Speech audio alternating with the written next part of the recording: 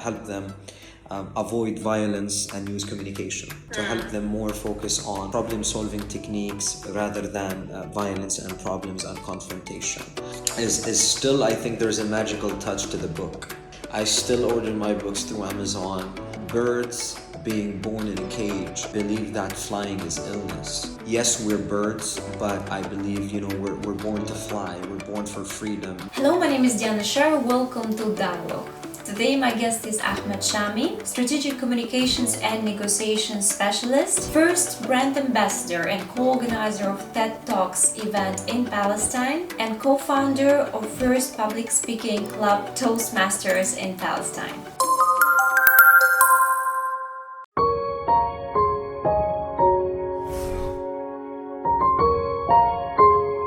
Hello Ahmad, thank you very much for finding time for this dialogue. It's a great pleasure for me to have you here.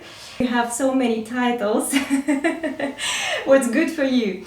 But can you please tell a bit more about, we should start from the beginning, a little bit about your background and what was the beginning of your career path?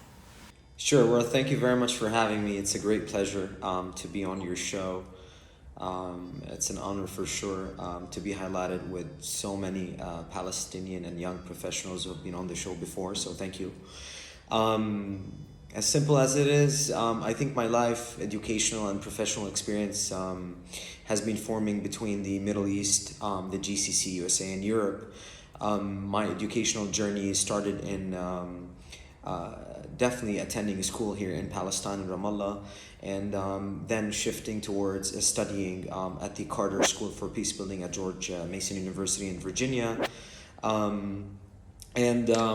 Today, I'm more of, let's say, a conflict resolution specialist who is, let's say, helping groups either in government, private sector, NGOs, to overcome their problems, disputes, conflicts, using communication, mediation, and facilitation. I would say that my career was inspired more of the fact that as a Palestinian American, have been, introduced to both cultures, but still being raised within the Palestinian Israeli conflict or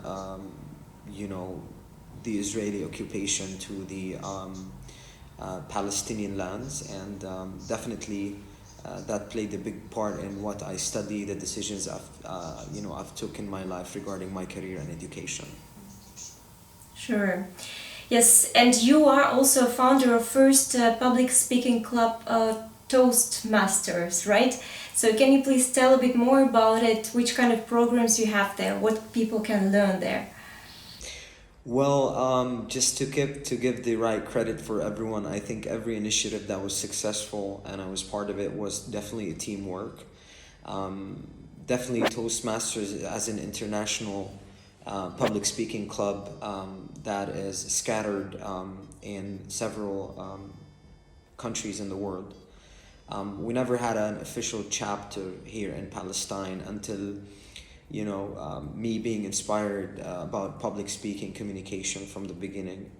I've started looking for people who are actually interested in the same kind of philosophy, coming from the fact that using communication and public speaking is definitely a 21st century skill, but still for Palestinians, it's more than that. It's a way of telling the story, the narrative, and therefore, with the formation of a great team of Palestinians living abroad and even here in Ramallah, we were able to establish the first chapter in Ramallah, then in other several cities in Palestine, where this club, through its specialized curricula, would teach and provide the theory and practice for Palestinian youth to start learning communication and public speaking. What do you think in general are the most important skills to be a good speaker for a person? I think first of all you need to know really good what you're talking about. I mean, as simple as it sounds. But I think what makes a really good speaker is definitely the passion towards the subject you're talking about. Definitely the understanding of the audience you're standing in front, the detailed understanding of the message, even the vehicle or the tool that you're using to deliver your speech.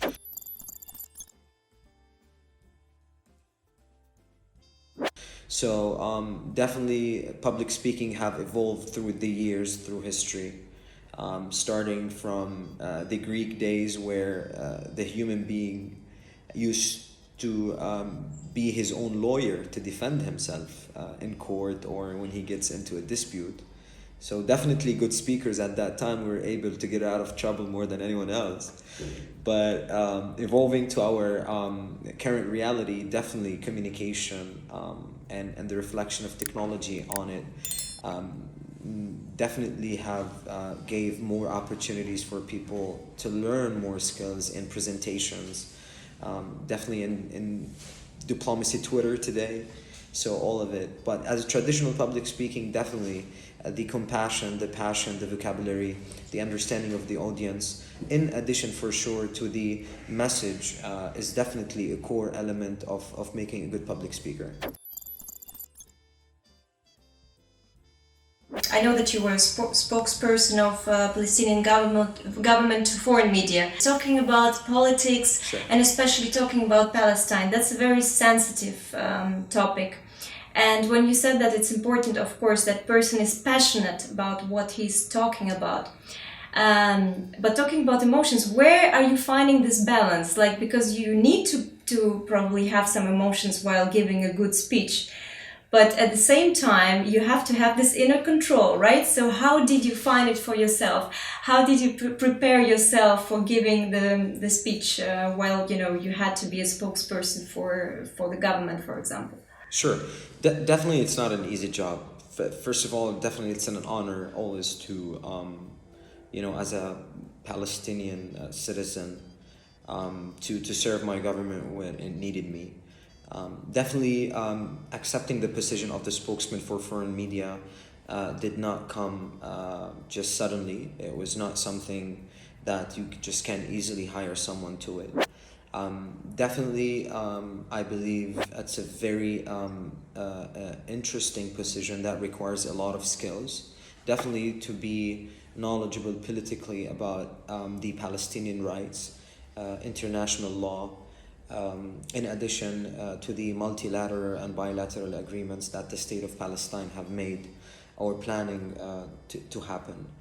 Yet, I think the motivation and the emotional control and the writing skills and the emotional intelligence that came all together to help me perform my job came from my belief and my motivation that there has been always a growing gap between the Palestinian people as leadership and community and the world in terms of storytelling.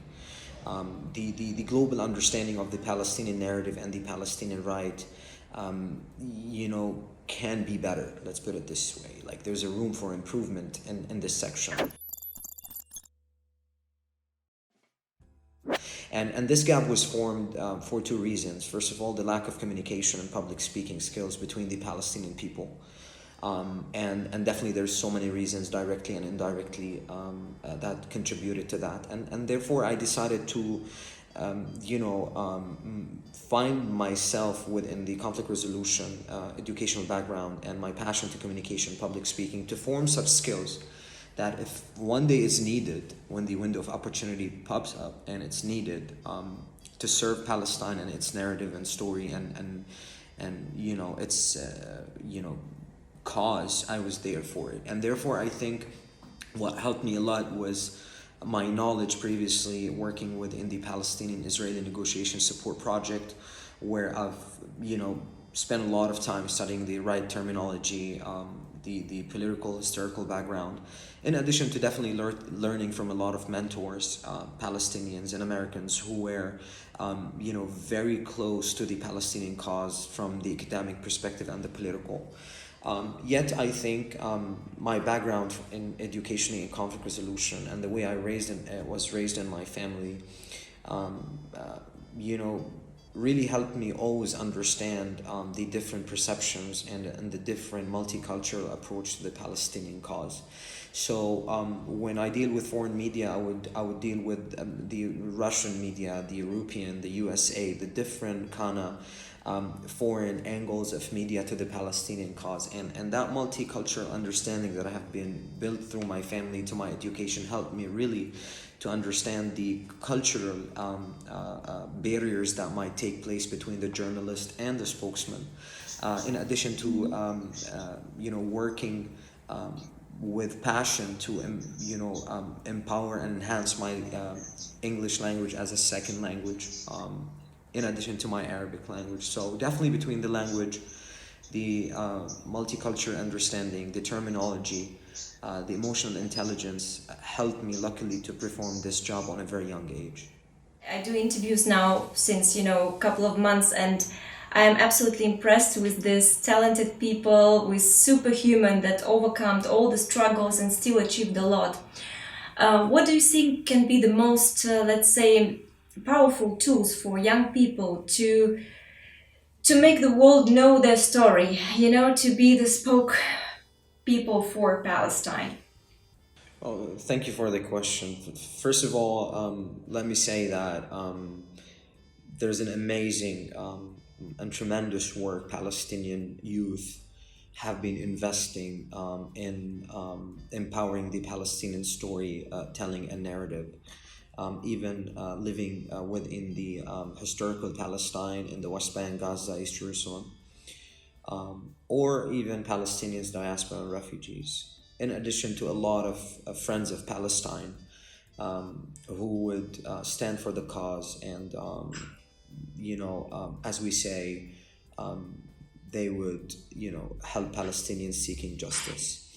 I think regarding your question, which is definitely, I think, a key major in my belief that would help achieving the Palestinian rights in the future, that would bring more attention to the Palestinian cause, is definitely communication, PR, and storytelling.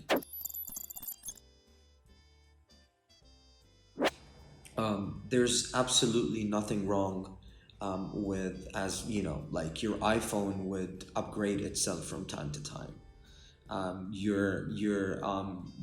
The environment around you change, and the political arena globally is changing rapidly with technology.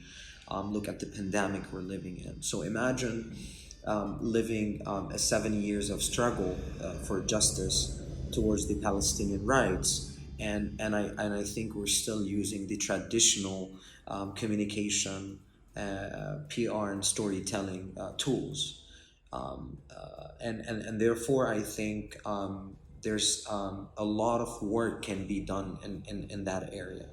So to answer your question, I think definitely the level of education that has been increasing between Palestinian youth, um, learning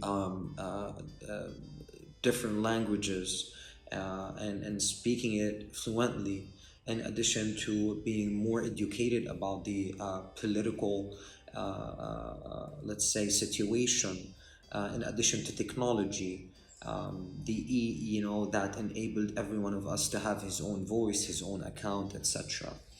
I think one of the things that need to be improved is definitely building programs and initiatives that would help Palestinian youth who are interested in mastering storytelling, highlighting Palestinian success or any story in any field, from as complex as politics into as simple slash complex art, dance, drama can be.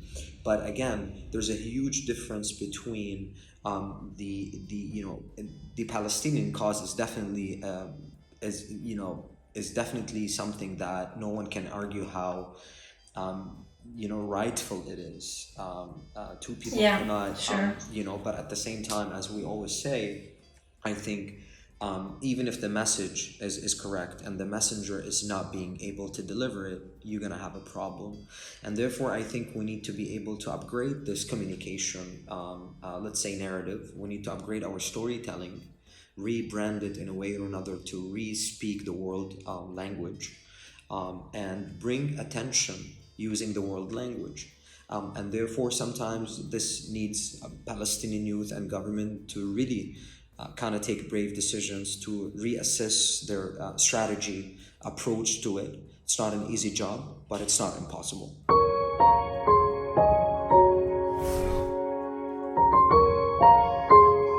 Sure, but you contributed in Palestinian society in the case of storytelling, as you were one of the co-organizer of TED Talks in Palestine. As far as I understand, it was first TED Talks in Palestine.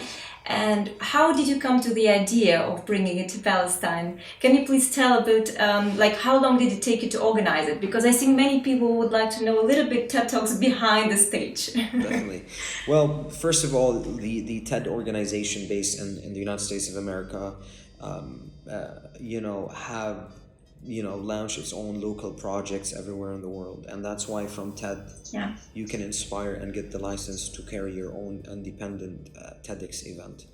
Definitely, I think I was one of the earliest few Palestinians who was accepted to the TEDx talks in the US, where I delivered my speech in 2015, and at that stage.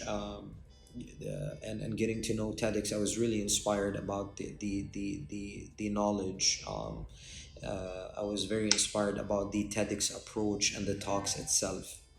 And I found it a very unique opportunity, especially for the Palestinian people and successful entrepreneurs and youth to use such a global vehicle of spreading ideas, to actually transfer their message in a very objective way, and that is accepted globally. And therefore, after I came back to Palestine with the help of a very dear special team of friends and family, we were able slowly to apply for the license and carry one of the largest events for TEDx a couple of years ago. And we were very proud, to have Palestinian youth enroll in this program. Despite how successful they are in their fields, from sports to technology, to therapy, to psychology, despite their academic background and language, all of them had one problem in common, that they've never delivered a speech before. So that takes you to a very interesting question, is that usually in other countries in the world, they would enroll communication as a very special curricula in schools, and it's something actually that it's a science that can be taught. The misunderstanding in some countries, and maybe unfortunately Palestine is one of them, is that we don't teach communication. We think if you can write and talk, that's it. But a lot of people don't understand that delivering a speech, building a message, creating impact, convincing people is definitely a science and an art. Inspiring by world historical speeches that changed the world, from Nelson Mandela to Martin Luther King, etc. And therefore, I think the TEDx opportunity opened the Palestinian ecosystem in education, technology, youth, to open their eyes to the importance of teaching communication and public speaking in such event. We were so lucky to have 10 amazing speakers after 5 months of training, building the speeches, training with a specific specialized committee to be able to, let's say, build their speeches to the TEDx criteria. And it was very successful, inspiring for the local community and definitely globally. So I just want to thank everyone who contributed to that amazing, successful event that was more than marketing. It was really an impactful event that changed people's life and showed them that they can deliver a message, they can impact people.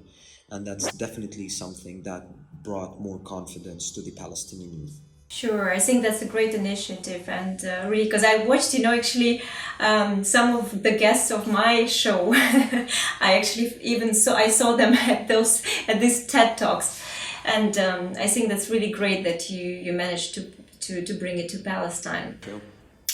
And talking about now, what are your main goals now at the moment? Well, currently, like, let me like make a confession here. I think uh, my goals have been changing lately. Of how the world is changing, honestly, from Sure. technology to this pandemic to me believing personally that you need to be more flexible and more adaptable to the how the world is functioning. Today, I think I'm more in love with research. I've been spending a lot of time working in research in a think tank and focusing more on technology. Definitely anthropology, people communication, conflict resolution, mediation, not only on this political level, but more with focused on divided societies, the private sector, the NGOs, even families, to understand how we would, a better understanding of maybe in the future to um, deliver specific trainings to people to help them communicate better, even with schools to help them avoid violence and use communication, to help them more focus on problem solving techniques rather than violence and problems and confrontation. So I've been doing a lot of research in this. Definitely, maybe one of the short plan to make this question slower is definitely maybe after research and deciding exactly what I'm more passionate about. Definitely, maybe a PhD would help me excel more into studying and deep dive more into these kind of knowledge and maybe hopefully transfer this into other initiatives and projects that would help Palestinian youth become more, successful in communication and public speaking. Yeah, and talking about you more your personal side, let's say, I totally agree with you that this year changed our plans, absolutely, and people had to learn to be flexible. But what are your main sources of energy? Like in these situations, in difficult situations, where do you find your main sources of energy? Well, I mean that might be very funny. Actually, when I feel depressed, I like to watch football goals. I like to see successful players. I repeat their goals, and the celebration and when they score. I think I look at sports, especially my favorite players. The Spanish league. I find myself just looking at sports and the way they score their goals in important games, and it brings me back like the dedication, the way they pass the ball, the communication, the understanding, and the celebration, because that green field for me represent life and my goals that I'm chasing.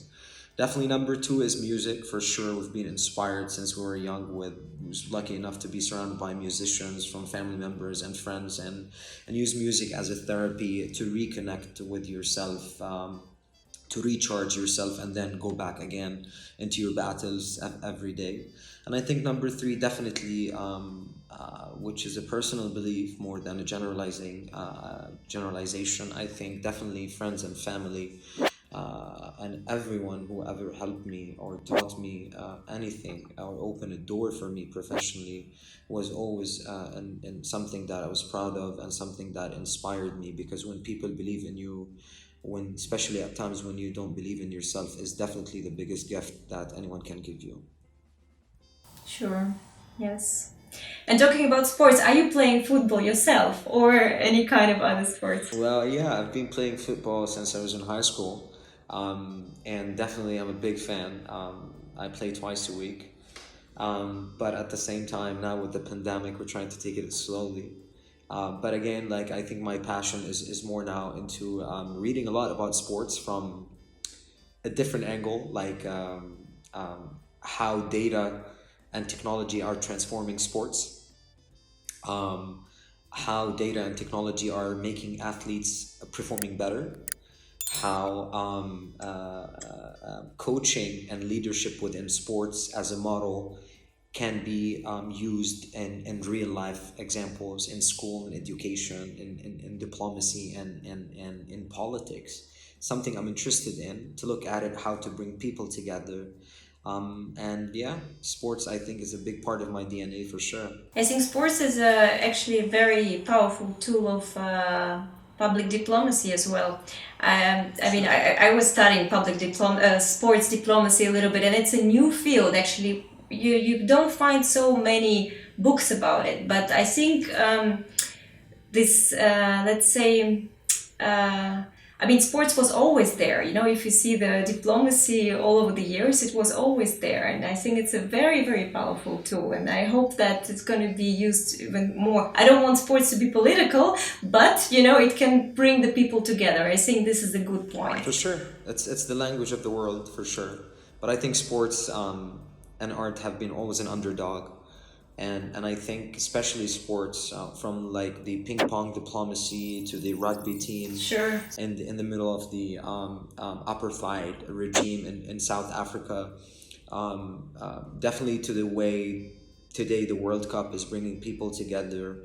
The Olympics is definitely something worth studying, and taking the successful way of bringing people together, just to enjoy themselves together, is definitely worth studying and maybe taking it as an example, and learn from that leadership experience and reflecting it on other. I hope that more people would research in that, more people would be inspired in that, more people will give athletes more respect in what they're doing, because definitely it changed people, it transformed people.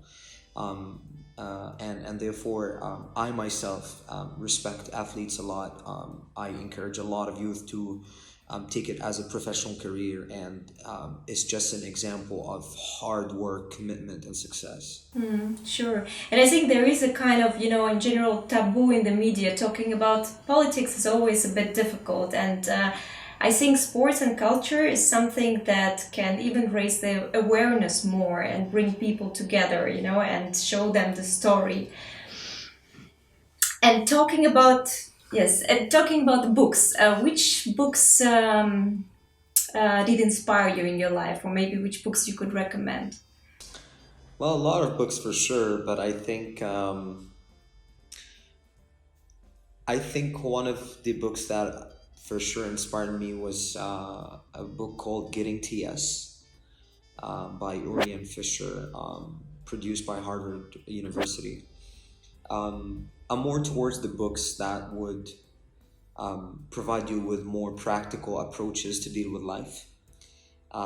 So it would provide you with a process, it would teach you a guideline, it would inspire you to,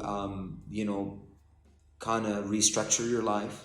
And I think this book inspired me a lot to understand the importance of relationships. It made me understand the importance of community, and how bringing people together, by titling Getting TS, is something that is definitely difficult, but it's still inspiring. And it would provide a lot of approaches and guidelines on how would you deal with multicultural differences, and relationship across, let's say, racial differences, religious differences, even ethnicity wise. And I think it's very interesting because it gathers a lot of people from, let's say they call the practitioners of conflict resolution, and their success stories on how they would bring people together. Definitely that's one of the books that inspired me definitely to study and major more in conflict resolution. At the same time, I think I like to read a lot of poetry. I think it grows a lot of passion in people. It grows a lot of vocabulary in people. It makes you learn from other people's experiences, and especially, like looking at, because you can read a lot of books. You can look at things from a communication perspective. But I love reading poetry because it always talks about the things that is not really obvious. It talks about things in an indirect way, and it's one of these things that, I want to hear the things that no one hears. I want to look for the things that is hidden there. That's why I have so much respect definitely for poets and poetry, because it would highlight, as maybe as you said, the elephant in the room, and Yeah. there's a lot of passion and feelings for people. And it's interesting to know your opinion about it, because we talk about reading, and what I see now, that like the new generation, I see that we have Instagram, we have TikTok, and when the text is too long, nobody's reading it. So I start to be a bit scared that we are a little bit like this new generation goes a little bit away from reading. And I think this is also so important in order to be a good speaker, for example. It's important for communication, because I think reading is one of the tools that develops it pretty well. So do you feel this problem also in, for example, in Palestine? Because I really feel it in Europe, that like new generation is into this quick clips, like short text. And I don't know if it's me getting too old or this is a new reality. Well, reflecting this on Palestine, I'm not sure how to put this in context, but definitely from my professional experience with social media and let's say communication 2.0 in this world, and digital diplomacy, definitely yes, for some reason the audience is moving towards short content, to the point, short and sweet, as we say. But that's because, from the minute you wake up in the morning until you go to sleep, walking to the streets, you've been receiving thousands and thousands of messages every day. And I think this is exhausting. And that's why I think traditionally, maybe because I'm born in the 80s, is still, I think there's a magical touch to the book. And that's why, yes, there's a difference between the content on the internet, Instagram, and all of that, but I still order my books through Amazon. I still like the smell of a new book. I still love the fact that I can carry it in my hand and read it without seeing any other commercials in it when I'm, scrolling down the articles or Facebook or whatever, or I'm distracted by a picture or a color or a sound. Yes. And that's why I think the books, which I disagree with a lot of my friends on it, because they think books are just gonna vanish. I think books are gonna come back stronger and stronger and stronger, because it's the only thing that is gonna bring you peace of mind when you read it. Yeah, I think it's the nature of human. At the end, we always come back to basic, So, of course, now, yes, I think that's, I do believe that as well. I don't want books to vanish. I totally on your side in this case. Yes. If you could choose, what is your favorite quote or maybe your life motto? Well, many quotes for sure, but I think one of the best quotes that I carry with my heart, and it present me, a lot of my friends, and also Palestinians, Palestinian youth. I think birds being born in a cage believe that flying is illness.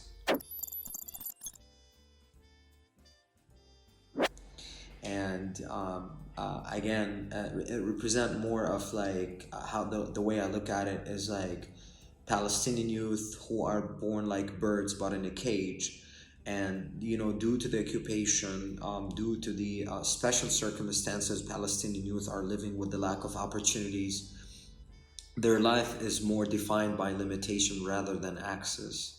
And I believe they're like birds being born in a cage, but what we're trying to do today is to overcome this cage and making Palestinian youth believe that they are birds with wings and they can fly. And that where what I believe in terms of like even supporting myself or others in projects that would educate more Palestinian youth, give them opportunities to excel, to explore, to invent, to tell a story. And that's why I think, yes, we're birds, but I believe, we're born to fly. We're born for freedom. Not thinking or spreading negative ideas that we can't make it, we're not confident, we don't understand politics, our education system is not good, therefore we're not good. Absolutely not. Absolutely not, because in the end of the day, education is part of this collective identity. The culture is another part, the political system it is, etc. At the end of the day, I think confidence and creating and rising more role models within the Palestinian community, even here in historical Palestine or in the diaspora and the refugee camps, is a must. Because the more we have role models, the more you're going to inspire others to break this cage, the more you're going to inspire them and create confidence in themselves and the projects they can carry. Because in the end of the day, great people who change the world, definitely their struggle have been defined with a lot of obstacles. So people need to understand that obstacles and cages and checkpoints, yes, it's a kind of a bad negative reality, but it's not an excuse. So it's a bit of question of self-responsibility. The people that should still have this self-responsibility for their life and say, okay, I don't give up, I keep on going. For sure. Right? I mean, like, if you're walking now down the street and you would see a building on fire and you would hear two kids screaming there, you're not gonna think twice of being responsible and saving them. And that's the way I think of it. A lot of people think, because in my opinion, like Diana, there's a huge difference between humanity and the way we think of it and being responsibly human. Because everyone is a human, but that doesn't mean you're actually responsible by humankind. And therefore, which I believe in, and it's a way of a DNA that I inherited from my family, who contributes a lot to the community. Definitely by choice, not because they're forced to. If each family who are capable in terms of contributing to their community financially, knowledge-wise, etc., can take care of their neighborhood and make it the best, then collectively you're gonna have more approved neighborhoods, communities, and more collective social fabric. And one of the greatest examples that brings me always to the basics of how to be responsible towards humanity, which Palestinians used to do 100 and 200 years ago. If you're poor and you live in a village and you don't own land, so you can actually grow food in it and eat, you would actually rent the land from your neighbor and you would grow food, okay? And you would share the profit in the end of the day, but it's self-sufficient. So no one can be poor if they can rent the land, eat from it, sell. It brings me back again to the same concept in this 21st century that might sound very complex compared to 200 years ago.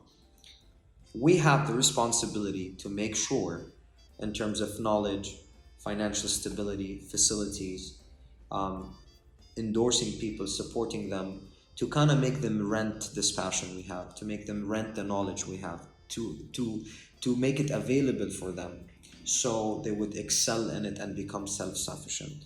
If I know about someone who is struggling in something, I think it's a responsibility for everyone to kind of help, and especially youth, this is what I focus on, to excel and make them know that sky is the limit despite the occupation. Because in the end of the day, the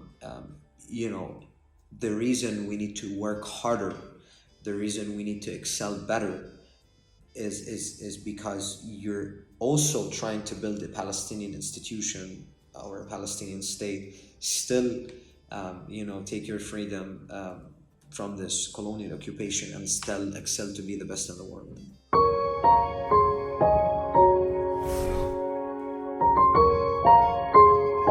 What's your favorite Palestinian dish? Oh wow,